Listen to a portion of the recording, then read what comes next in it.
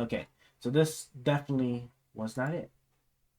This definitely wasn't it. It was complaining that he wasn't given all the documents, but they're saying that they gave him all the documents, which it sounds like they did. So, ooh, yeah, I'm not going through that. But see, and that's the thing too, right? So then, like the states, kind of like what we was just reading, right? States have like their own caveats when it comes to FOIA. Federal government has their own caveats when it comes to FOIA. So you have FOIA, and then you have all of the like different caveats that could apply. You have the state-related stuff that could apply. And so let's see. Convincing evidence was that the school was not in use. It had flooding damage and was generally unkept. What is it now? Let's look and see.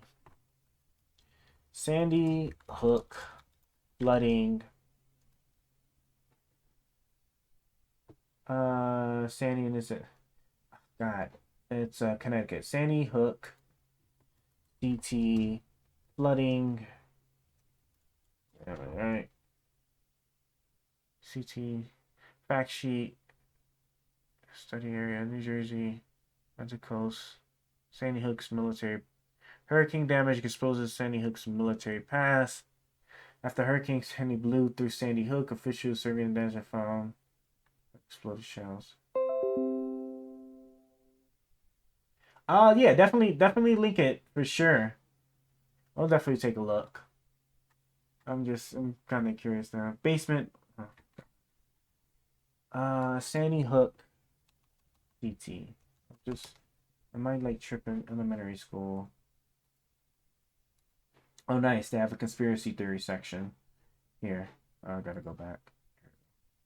I have a conspiracy theory section. Conspiracy claims, United States government involvement.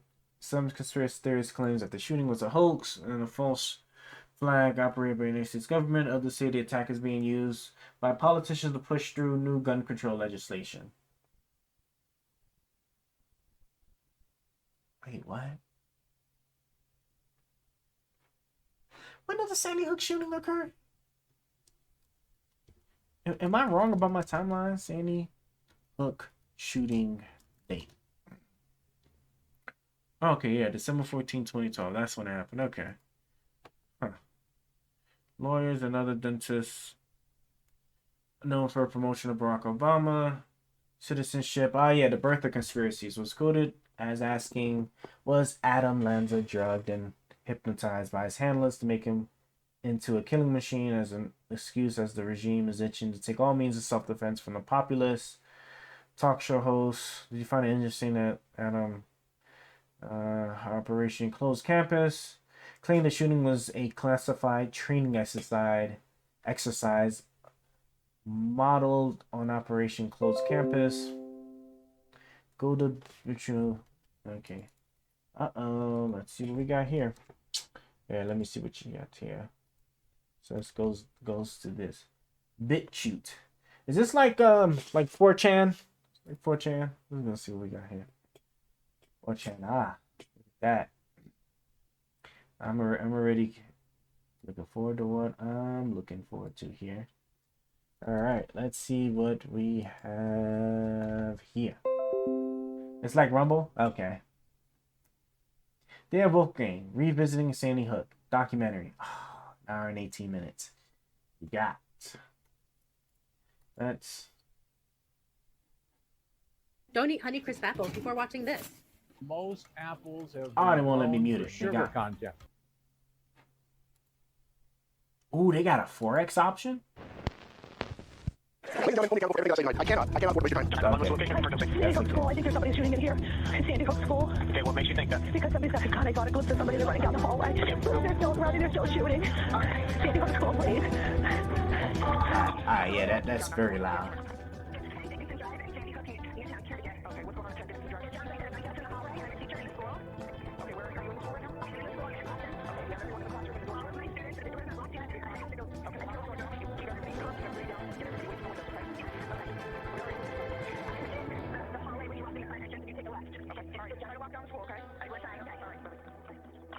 Location of emergency. Sandy Hook Elementary School, 12 Dickinson Drive. Yeah, got that. What's going on down there? Listen, I believe the shooting at the front glass. Something's going on. All right, I want you to stand on. Where's you in the school?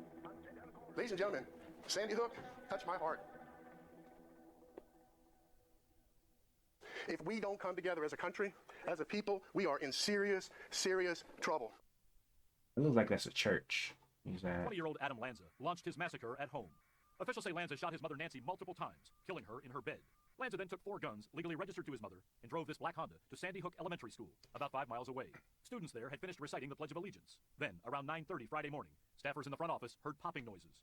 Lanza entered the building, carrying a Bushmaster AR-15 assault rifle, with 2 semi-automatic handguns inside the pockets of his military-style cargo pants. Police say he was also carrying hundreds of rounds of ammunition in multiple magazines. The precise sequence of what happened next is unclear. But we do know Lanza headed down a hallway towards the section of the school containing the classrooms of the youngest students. There, he killed 20 first graders, shooting all of them numerous times with the .223 assault rifle. 6 adult women, including the principal, the school psychologist, and teachers were also killed. The shooting lasted about 10 minutes. The slaughter ended as the first police officers arrived on the scene. The officers heard a final volley of shots. Lanza had used one of the handguns to take his own life. So let me see if I can try and go through the official narrative so we can hear what the official story Whole is. thing Ready? an elaborate hoax. A 112-pound, 6-foot boy who never had any presence on the internet before somehow got a hold of 4 giant guns and an even bigger rifle and shot his mother on top of a beautiful white down coverlet, leaving only a raspberry jam flavored stain and no blood or spatters on the walls anywhere.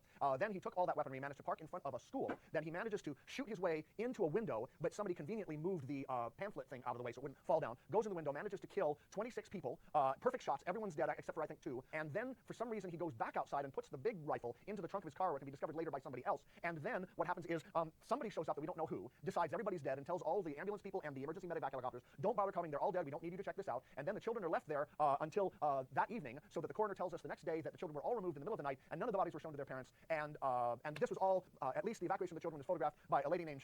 Okay, the way this is starting off, yeah, I can tell these guys got packed up. That's just crazy.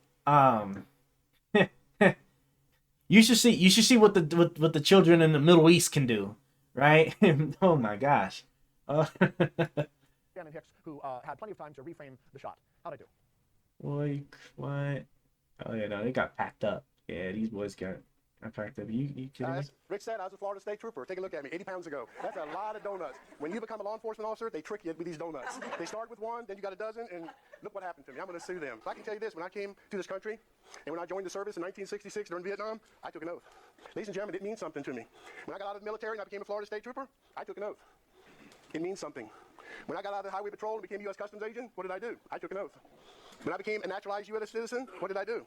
I took an oath. And even when I became a teacher and a school administrator, I took an oath. Ladies and gentlemen, I traveled this country from one end to another. I get hired by school superintendents and school board members to look at their schools and come up with emergency management plans, do school safety assessments, and make sure that these principals have a plan in the event there is an emergency. In 1994, when A I lot of became director oaths. School safety, the first thing I realized in my school district of 65,000 students, we had no plan. How in the world do you run a 65,000 student school district and not know what you're going to do if there's a shooting? So we did have a shooting. We did have stabbings. We did have gang members. And then the superintendent says, Wolfgang, write a plan. We sold 10,000 of these all over the country. This is a color-coded emergency management plan, and we pray to God that no school district ever has to say the words code red. Breaking news, shots fired, Connecticut. Ladies and gentlemen, I couldn't take my eyes off the TV. I'm a national school safety consultant, and they had me hooked. Oh yeah, I'm sure he is. It sounds like he has like a lot of a lot of education experience, unified conference exam, Ladies and gentlemen, events. Sandy Hook touched my heart all day long. I could not get away from that TV. In the first week, I actually donated money to the Sandy Hook Promise Fund, because when you have tragedy, the first thing we can do as people of this country is we donate. I donated, and a week later, I finally woke up. Something is not right. Just one. Okay, here we go. Now we get into the juicy stuff. 43, the first 911 call comes in. It's from a lady called Barbara Halstead. Her husband happens to be the fire chief at the Sandy Hook Volunteer Fire Department. I go to the call for service report that the 911 dispatchers are supposed to maintain, right? What am I looking for at 9:35:43? What should that call for service show me? Shots fired. Guess what it says? Unwanted person. Response code, medium. That didn't even have a high priority code. It should have listed what? Shots fired, because that gives you the highest priority. It's an all call, all hand on deck, everybody's hauling butt. And how did I verify it? I go to the incident reports. Guess what the incident report says? Unwanted person. There is not one mention ever of shots fired at Sandy Hook. John 911, what's the location of the emergency? Sandy Hook School. I think there's somebody shooting in here. Sandy Hook School. Okay, what makes you think that? Because somebody's got a gun. I saw a glimpse of somebody. They're running down the hallway. Okay. They're still running. They're still shooting. We had 911 calls coming in, 4 of them, in a matter of 7 minutes, and every one of them screaming, shots fired, and they send out the call as a trespasser. It's 9:40. Police. Okay, I mean that's okay. So that's the first thing where it's like, okay, so they could have I mean, could have jacked up the administrative part of it. All right, stuff tends to happen. So let's see what else we got here. It looks good so far. I mean, it's looking good so far. He's right. Dickinson Drive. Now you got to visualize what Dickinson Drive is. They ain't coded right. On Riverside, fire station, Riverside 12 is going to the school. It's a long drive. He stops halfway down, and he says in his report, "I'm waiting for other units." Newtown Police Department has a police chief named Mike Kehoe. They have a captain named Rios. They have 4 lieutenants and a management staff. You do not hear one word from any of those managers until an hour and a half into the transmission.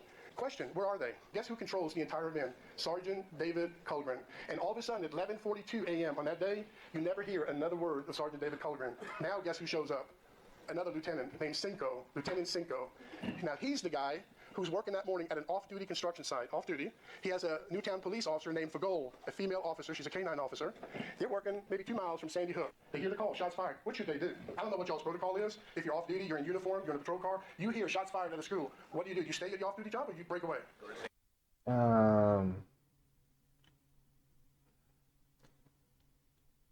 The only reason I'm gonna say I'm gonna have a problem with that is just because what was it? Didn't we just have, not just have, but wasn't there another school shooting where the cop came up to the school and he stayed outside while the dude was still up in there blasting? Like, he did not go in there. He wanted to wait for backup. So like police drop their police drop their duties all the time. And then like this thing, like he's making and then the thing is he's making a moral argument, right? If you're off duty, that's like the same thing like at work, right? If you have a job, if your job doesn't specifically bind you to needing to like work around the clock, like some positions famously are, like if you're doing like live production, like certain like critical infrastructure jobs, right? Those require you to kind of be on call at all times. Certain medical jobs, I think, like especially like for the surgeons and whatnot, like if you're the only one in your particular specialty. I know he's right there either, because off duty made that's what I'm saying. Like I mean I want, like if you was being like, if and like I said, like I'm completely unbiased on this, right? I just want to I'm gonna go through this and see what he got. My just contention with that is just that, like, you know, like morality. I always hate arguing morality, because like if it's not in black and white, like you can't say what the person should have or shouldn't have did, because you best believe like if I get a call, you know, just hell, like if you work in a job where like your boss tries to call you because like somebody called out and he needs somebody to come in, you're not obligated to go up there. So that's why I'm like, you know, but and I'm trying my best not to nitpick, but I think it's important, because like when you're making an argument, and this is the thing where I see kind of the fail a lot on our side. Like if you're going to make an argument, especially if it's for something important, you want to stick to only the facts, because if you start putting in too much other stuff that gets picked apart easily, then even if all the other stuff you're saying is true, it can make the presentation that what you're arguing might not actually be legit.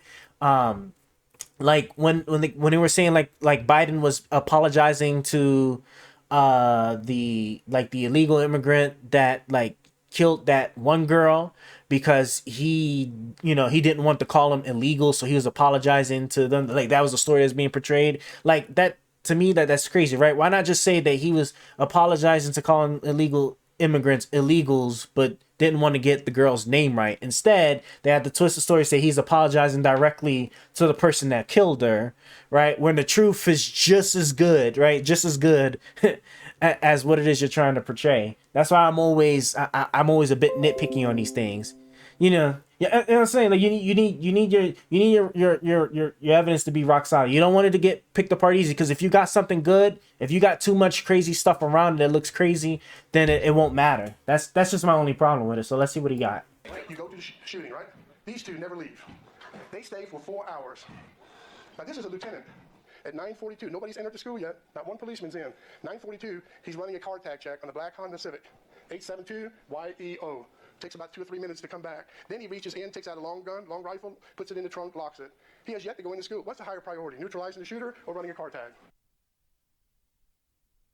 There's a Lieutenant Van Galley, Newtown Police I'm Lieutenant, curious. in the hallway. Did the do you know did the people that were involved in Sandy Hook did they ever sue? Because a lot of this sounds like if they were that bad, it sounds like they could have sued like the well, it's not necessarily the police department, but it would be the city. It would be the city that's doing the policing that would have had to pay out a lot of money. I don't know why I keep doing that. Sandy Hook. What city was Sandy Hook in? Sandy Hook School City. What city was that in? Is it just called Sandy? There's no way it's just called Sandy Hook, is it? Public schools. Sandy Hook Promise. Newtown? Oh, it is Newtown? Okay. Newtown Public School System. Okay, so it was that. I was thinking it was that, but I wasn't sure. Like, if the police were that bad at their job, because that's what happened with the other one. Like the other school shooting where the cop the cop did not enter and he stayed out there because he was basically he was scared. I mean, you can't knock the man for that. I mean, it is what it is. He just shouldn't have been in that particular job, and waited for backup. And like the victims or whatever, they sued the city, and obviously they won that suit and they got paid. So I'd be really curious if it's Newtown. Let's see. So Newtown, Connecticut, lawsuit, Sandy Hook. Do they sue? Order to pay nearly $1 billion. Sandy Hook family settles with gun. Look, see, they even sued the gun makers. They even sued the gun makers. Like, I'm telling you, boy. Like our country, boy, will. Oh my God, boy. I was just having this conversation with somebody else, right? There's two quick ways to the American dream, right? You either need to get hit by a bus, or you need to you need a scam. Just my God, like this is. I think this particular was a high priority CIA op or something, so the effort to conceal it was aggressive. Let's see. With gunmate, well, I guess let's take a look. But they didn't bother suing. They didn't bother suing the school. They give you, but it's what I'm saying. Like, but if this was a high priority CIA effort, then they would have just. Then they could have just paid these people off. Then why sue a prominent gun maker? Why allow them to sue a prominent gun maker where unless they want to say that the CIA paid the gun maker to settle? Families of 9 victims agreed to a $73 million settlement of a lawsuit against the maker of a rifle. Also agreed to allow families to release numerous documents they obtained during the lawsuit, including one showing how it marketed the weapon, the family said Tuesday. Families of a survivor shooting Remington saying the company should have never sold such a dangerous weapon to the public. They said their focus was on preventing future mass shootings. Civil court case in Connecticut focused on a firearm was used by a Newtown shooter, a Bushmaster, was marketed, allegedly targeted younger at-risk males in marketing. I must have missed it. Hold on. It was the child, right? Was it the child? I'd be really curious how and you know what it probably, and to be honest, I wouldn't be surprised if they settled. What really happened is I wouldn't be surprised if the gun makers settled just because they didn't want the publicity, because I mean they're gun manufacturers, so they make quite a lot of money. So I wouldn't be surprised if they just didn't want the publicity and they just decided to settle, because if that's what they were like using, saying that it was targeted to young at-risk males, that was a child that did the shooting, right? Like that has nothing to do with them, because like it's not like correct me if I'm wrong, you can't buy a weapon, you can't buy a gun if you're not at least 18, right? Sandy Hook shooter. It was the child, right? I thought that video that we just looked said that it was the child, right? Brian Tontica. Adam Lanza. Sandy Hook, the murder of Adam Lanza's mother. The attack began when 20-year-old. Oh, he was 20 years old. Okay.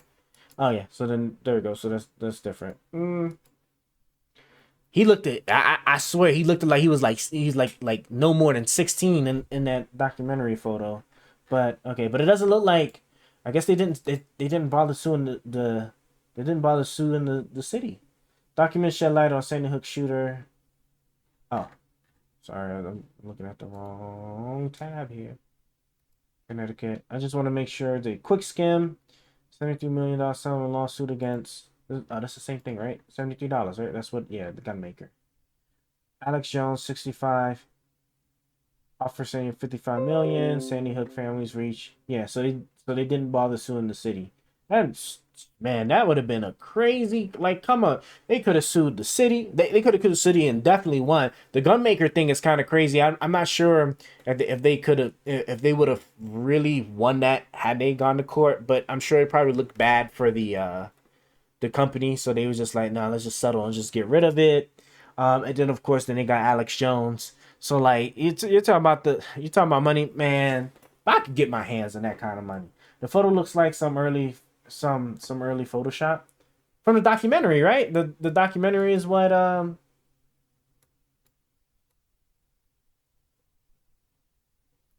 me scroll back. 6 killed. Here we go. Oh, oof. Can we get a better photo of this man?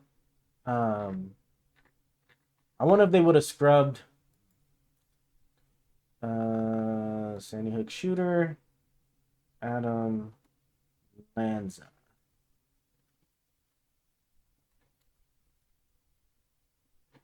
Yeah, there we go. I don't know why they. Yeah, there you go. But there's no telling like when this photo was taken. But okay, but he was 20 years old at the time. Damn, son. Oof. Why do they got this man head shaped like that? Oof. All right, well, let's get back to the that's crazy to me they didn't bother to sue the city. Guns and an even bigger rifle, and shot his mother. Newtown Police Department has a police chief named Mike Kehoe. They have a captain named Rios. You Can I do go for not it? get an hour and a half into the trend. 2 a.m. on that day, you never hear another word of Sergeant David Culligren. What should they do? I don't know what y'all's protocol is. If you're off duty, you're in uniform, you're in a patrol car, you break away. You go to the shooting, right? Okay, here we These go. two never leave. They stay for 4 hours. Now, this is a lieutenant. At 9:42, nobody's entered the school yet. Not one policeman's in. 9:42, he's running a car tag check on the black Honda Civic. 872-YEO. Takes about 2 or 3 minutes to come back. Then he reaches in, takes out a long rifle, puts it in the trunk, locks it. He has yet to go into school. What's the higher priority, neutralizing the shooter or running a car tag? There's a Lieutenant Van Galley, Newtown Police Lieutenant, in the hallway. Runs into a first-grade little girl. It could be your little girl. He sees her. He grabs her. He opens the door and pushes her into classroom 8. Tells her, get in there. I'll be back when it's safe. Closes the door. Now, somebody explain to me what classroom 8 is. That's the room where all the children were shot and killed. And he shoves her back into the room. Can you imagine the emotional distress that the girl is going to encounter seeing all those dead bodies, the body fluids, the blood splatter, brain tissues, and he pushes her in the room and leaves her? That's negligence. We know better. 2 minutes later, 2 Connecticut state troopers go into room 10. They walk in. They see a little boy hiding behind the toilet. Tell the little boy, okay, you're going to be safe. Stay right there. Don't move. We'll be back when it's safe. What's room 10? That's the other room the teachers and children were shot and killed. And that's where Adam Lanza is supposed to be shot and killed himself. And they leave that little boy behind the toilet? That in itself raises a red flag. No police officers would ever leave a child in that position. They would take him with them. They would get him out of there. But the only way you can ever find out the truth is you ask the right questions. And what you do is you use a mechanism called freedom of information, and it's the best way to get public records. Connecticut FOIA is basically a government agency that says you have a right to know. Any person has a right to know when the government spends taxpayers' money, okay? You have a right to know. And you know what? I'm asking them using school board policies and procedures. These questions are so simple. They're not offensive to any parent. It's not offensive to any of the children. And when you refuse to answer simple questions... Okay, and I'm just gonna be fair. So far, like with the thing, it sounds so far like a lot of just like police negligence stuff. I don't know like the story of what the cop said. That's why like it would have been really interesting to have seen them sue the city, because then a lot of that would have came out, because then like the cops would have had to testify on what they were doing and whatnot, because it could have just very well have been, well, like I don't know, like if he was coming up, well, I'm really trying to sit there and think, because like I can't, he's very, I can't really necessarily imagine a situation where like you see a little girl and like you tell her to go into a room that's full of dead bodies. I don't know, like if you was just coming up and you just saw her walk by, she's just, hey, look, just go in there real quick because you don't think it's safe. But it's just crazy because like usually if you're going in there to try and find somebody, you're clearing out each room. So I mean, if there's a bunch of dead bodies in there, I probably wouldn't want the child to go in there. But then again, I'm also not a police officer. I don't know. I don't know if maybe they think, depending on like the location of the classroom, if it would have been more dangerous, because they don't necessarily know. From a police officer point of view, right? If they haven't locked eyes on the actual shooter, because it sounds like the shooter shot himself in one of the other classrooms, which obviously the police wouldn't know.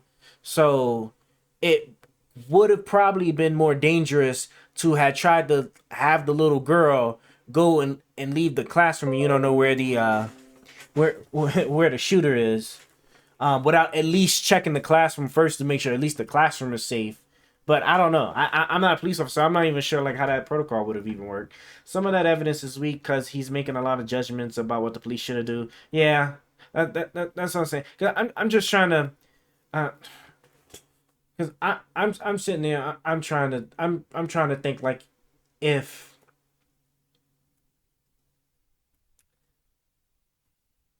Yeah, I don't know. Yeah, I just don't know. I just don't know. I I don't know like what anybody would really do without actually understanding like the training of the police officers to understand like what generally they would like to happen, and like where exactly the police officer was with respect to the building, right? And obviously the cop doesn't know that the shooter is dead. So oh yeah, all that's out there. Me, serious red flag.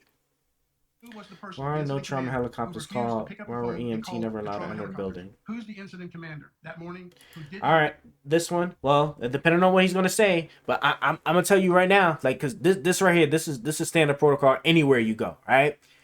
No medical professional is allowed to go anywhere if it's not deemed safe. Right? So So we're gonna see what at what point does this become an issue. But if this is just like,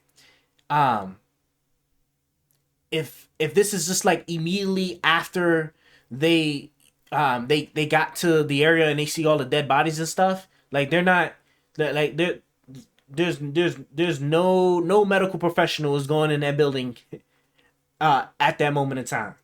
Maybe this is like well after. We'll see. never allowed the paramedics and the EMTs to enter Sandy Hook Elementary School based on their sworn police affidavits. They were told to stand outside in the triage area where you see the red tarp, the yellow tarp. They were to stand there and not come inside. The next three people that go into school is Colgrim, Officer Smith, and Officer Seabrook. Not one of them is a paramedic or an EMT. So who declared all those children dead within the first 8 minutes? As the rescue team is coming into the school, the incident commander should have done what? Trauma helicopters with doctors. Think about a children shot. Put the trauma surgeon in from Hartford, Connecticut. Put him in the trauma helicopters. Get him in the air. Not one of them was even requested to lift off. I called them. I know how we do business on Long Island. I know what's available to us as far as Right. What's available in the backwoods of Connecticut? They got a 13-minute flight time. Hartford, Connecticut had two lights. To a trauma center? To a trauma center. 13-minute flight time. And you know, to this day, not one ambulance ever showed up at the front entrance of the school.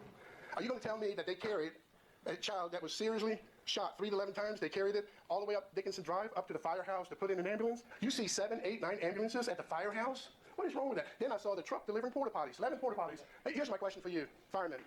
Whenever have you had the worst mass casualty shooting in elementary school history, and all the fire trucks are sitting at the fire station? They're all shiny, they ain't moved. And the worst traffic control ever seen. They blocked ambulances, people from coming, but they did get the porta potties there on time. So it took me about a month to figure out who the owner of the porta potty company was. It's called Yeah. So yeah, see, this is exactly what I'm saying. They're not being extra clear on like the timeline on that, because that sounds like while the event is still going, they don't necessarily know who the shooter was, especially if the shooter shot himself in there with the group. They don't know where the shooter is. You can't bring people into the area if you don't even know for certain if the area is secure or not, right? So like as far as having a medical professional out to the side so that anybody that you do find is surviving, you can bring them over there to them. That part makes sense to me because you can't let the medical people in there because then they will become liable if you haven't cleared it. But it's not necessarily clear. Like if they cleared it after the fact and they went around the area and secured the area and they're like, okay, it doesn't look like there's anybody there, then yeah. Then they could have had started letting these people come through. But at no point in time will any medical professional ever enter an area that's not deemed safe. So that part checks out. Now, as far as like why they didn't like lift off with a helicopter and stuff, I'm not understanding the timing behind it. But it does look fake that the fire engines were right up on the road. The porta potties look like a movie set. Yeah, they do. To be kind of honest, I don't even know what the porta potties are really for, unless they was getting it. I don't even understand what the porta potties would have even been for, unless they're planning on keeping like I don't know, some type of police presence of investigating force there, like more than 20, for a long time, like basically like for like the entire day, and then thereafter. But I guess like you obviously can't use the school bathroom. Huh, that's funny. But yeah, I don't even know. I honestly don't even know like what the porta potties would even have been for. But it must have been because they was planning on having people there for like overnight or something, or like for a long time. And then the thing with the fire trucks. School? Are you going to tell me that they carried a child that was seriously shot 3 to 11 times? They carried it all the way up Dickinson Drive, up to the firehouse to put in an ambulance? You see 7, 8, 9 ambulances at the firehouse? What is wrong with that? Then I saw the truck delivering porta potties, 11 porta potties. Hey, here's my question for you, firemen. Whenever have you had the worst mass casualty shooting in elementary school history and all the fire trucks are sitting at the fire station? And then that's my other issue too. Is just like of all the things, like what is a fire truck? What are fire trucks going to do over there at a mass shooting event? They're all shiny. They ain't moved. And the worst traffic control ever seen. They blocked ambulances, people from coming, but they did get. Now now as far as the traffic control, that can't be helped. Like I think they said it was like 50. What was it? It was like 50,000 like children there. If I found out my child's at a school and there was a school shooting, I don't care like what type of roadblock is there. I'm gonna make my own road and I'm gonna get to that building. And if I can't make it anymore, I will definitely park my car somewhere on the side of the road somewhere. That's probably what this gray one did, right? And I will walk the rest of the way. I'm getting to that building. So like the traffic control, that part can't be helped. But no, you're I think so far I'm like in between with it. I am honestly kind of like in between with it, but it seems a lot more like it was probably like some really like shitty planning. And that's the thing with fun, because like he made a really good point earlier about how like they didn't even have like a policy or whatever set in place for a mass shooting. So it sounds like they just really just didn't have they didn't have the shit planned out properly for if such a thing happened, and they got caught with their pants below their ankles. So it took me about a month to figure out who the owner of the porta potty company was. It's called Chatfield Porta Potty. Yeah, that sounds. I don't know what the porta johns are for. I can't think of anything. When were they ordered? Who paid for them? She called the police. The Southbury Police Department, a sergeant called me the next morning, said, do not ever call the porta potty company again or you'll be arrested. What? Harassment. Now, I want you to call the porta potty company. And here's the thing. They got a porta potty company in Newtown, Connecticut. They got 2 of them. The entire campus is a crime scene.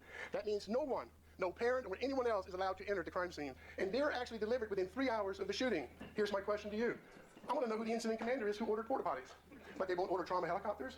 Do you know they never let paramedics and EMTs inside the school the entire day? What if that's your brainchild in there?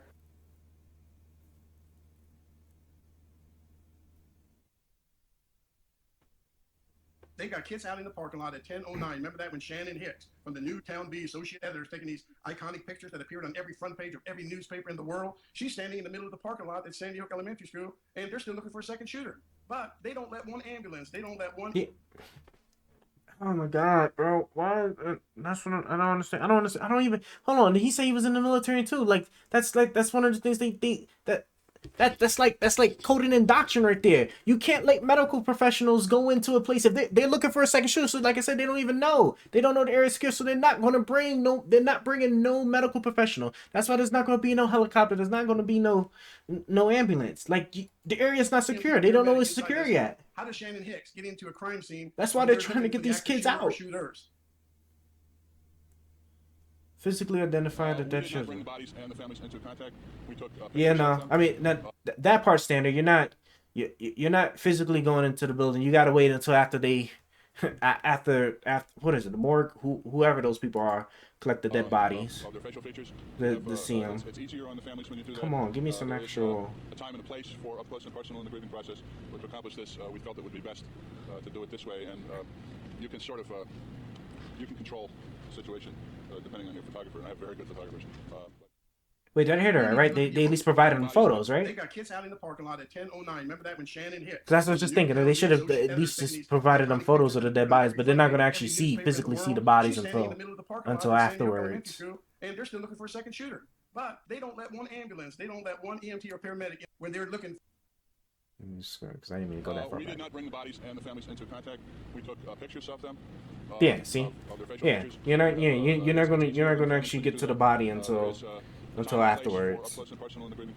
But they would give them photos. To do it this way, and you can sort of you can control the situation depending on your photographer. And I have very good photographers.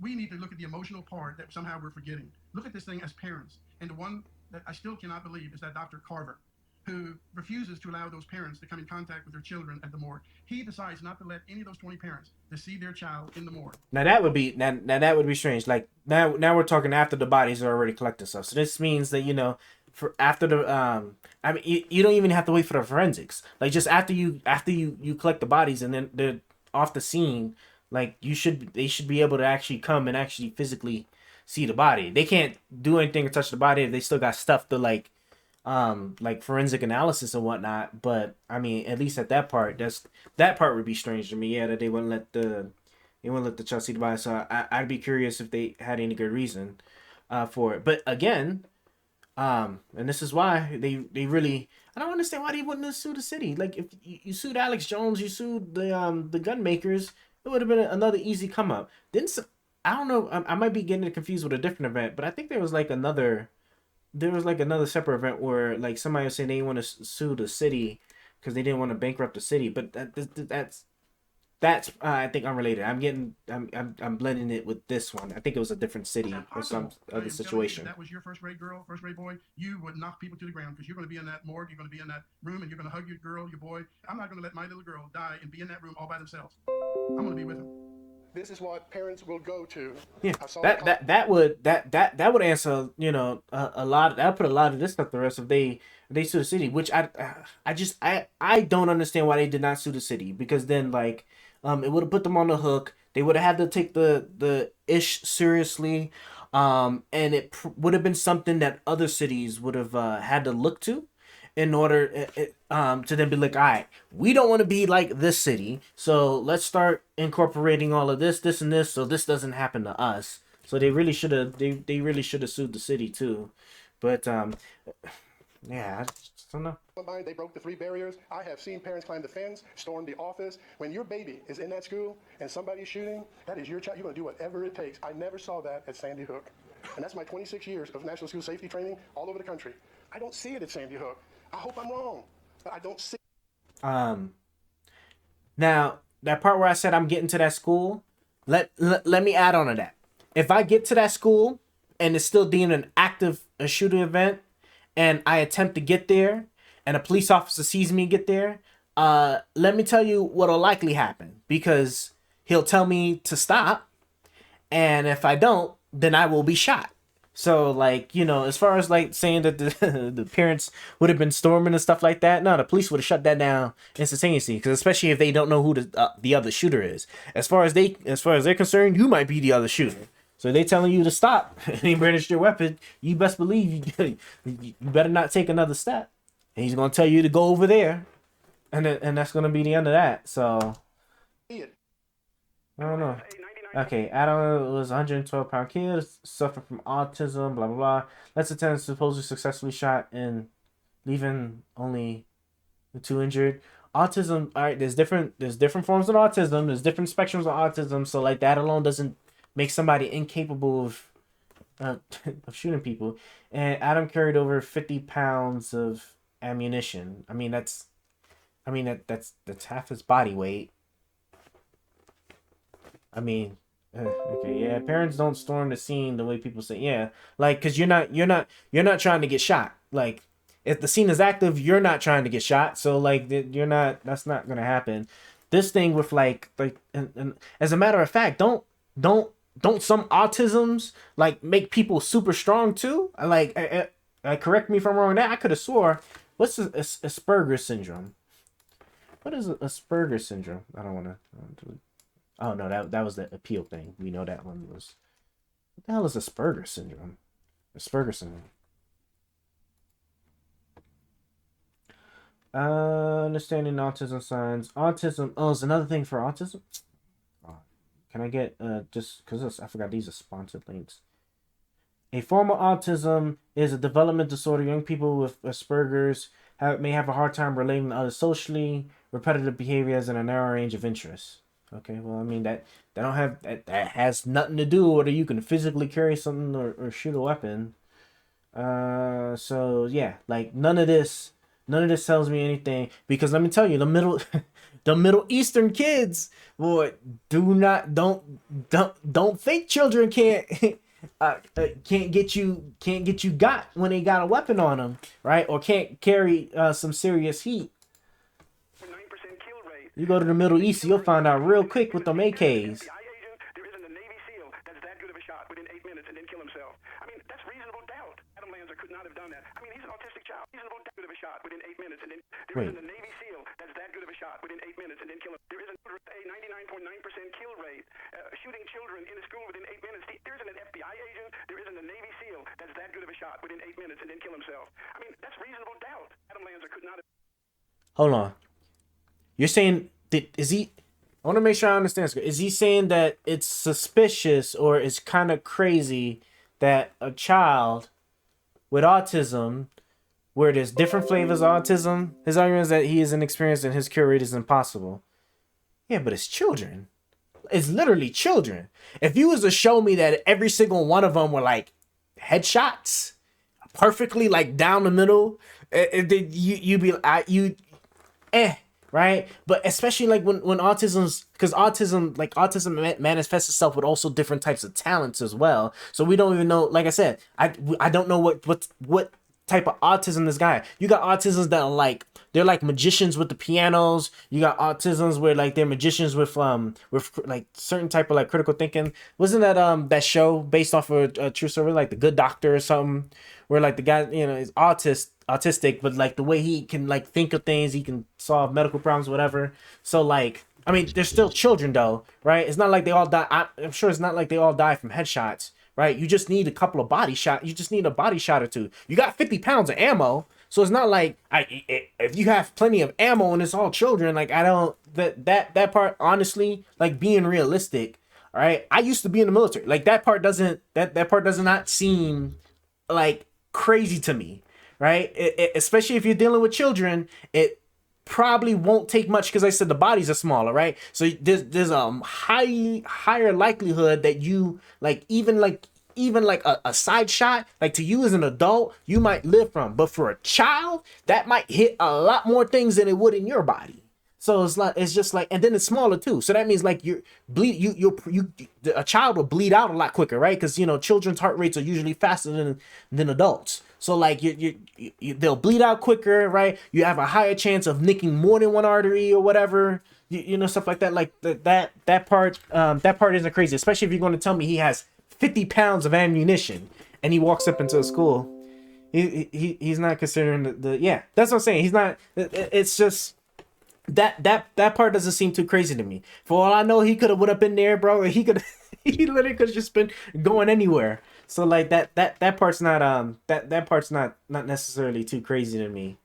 So let's see. So far, I mean, so far, So I mean, so far the only thing that I'm giving with so far is definitely on the incompetence of the city and the police so far, because yeah, like there's just some of that stuff do sound like a little bit crazy, but yeah, so far like none of that isn't really panning out. And remember that big old sign that posted out there, everyone must check in? Remember that big old sign, flashing sign? Yes. Everyone must sign in or check in? Well, one of my FOIA requests is I want a copy of the list of all those that signed in on that day. They won't give it to me. Why?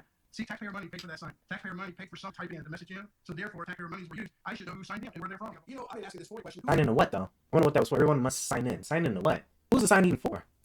Everyone. I mean, think about it. What if you don't sign? Are there consequences if you don't sign in? I mean, it says everyone must sign in. So that's what happens, I believe. And if you don't follow those directives, are you going to be arrested? And so I requested under the FOIA laws a copy of the sign-in login for 19 months. I have yet to get it.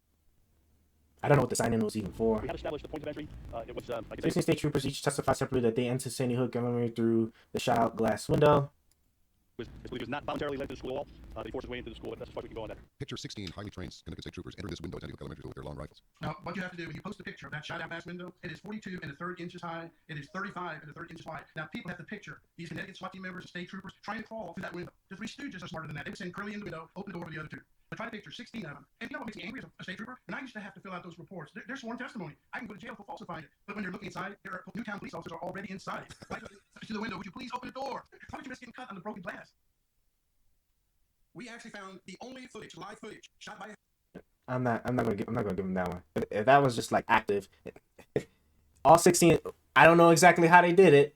I would picture, right, especially if you're gonna wait for backup. Well, maybe that's the police. So like, if all the state troopers came in at the same time and they're all coming in as a team, they're all going in at the same time. One isn't going. Like, you're not gonna have one person go in there to then try to unlock the door, right? Where that person in trying to do so, because you don't even know how the school locking system is. You know what I'm saying? So there's not even a guarantee that the state trooper is going to even be able to actually unlock the door. So it makes sense, right? Because some school systems, like some buildings, right, have like a locking mechanism where it's controlled at like a like some other location inside the building. So it's not like there's even a guarantee he would even go in there. So they probably wouldn't even bother with it, and they wouldn't have left up in there to try to figure it out while it's a potential shooter inside. They would have all went in the same exact way. At the same time, or one after the other. When you see the people chasing each other in the woods, and there's one of these people running into the woods, because guess what? They announced that a teacher just reported seeing two shadows running by the gym. Well, that footage was not shot till 12:23 in the